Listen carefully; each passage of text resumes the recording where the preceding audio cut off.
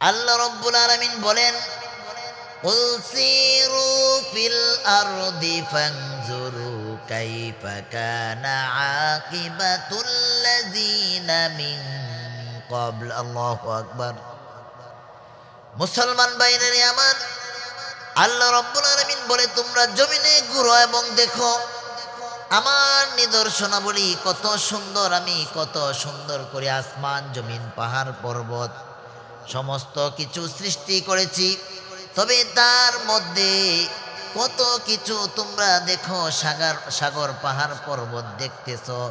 এই নিয়ামতগুলোকে দেখে যখন প্রশংসা করো, তখন আমি আল্লাহ রব্বুল আলামিন তোমাদের প্রতি খুশি হয়ে যাই। সুবহানাল্লাহ। মুসলমান ভাইরা আমার, প্রজ্ঞান্তরে আপনি দেখেন এই জমিনের মধ্যে কত মানুষ কষ্টে আছে। এই জমিনের মধ্যে কত মানুষ বিপদগ্রস্ত অবস্থায় দিন কাটাচ্ছে, কত কষ্টের মধ্যে তাদের দিন যাচ্ছে।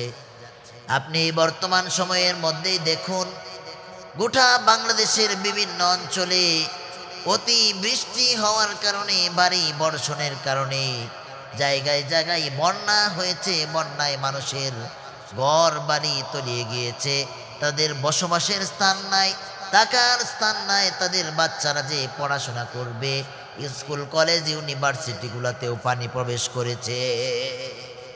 এজন্য তাদের পাশে দাঁড়ানো এটা আমাদের জন্য অত্যন্ত জরুরি।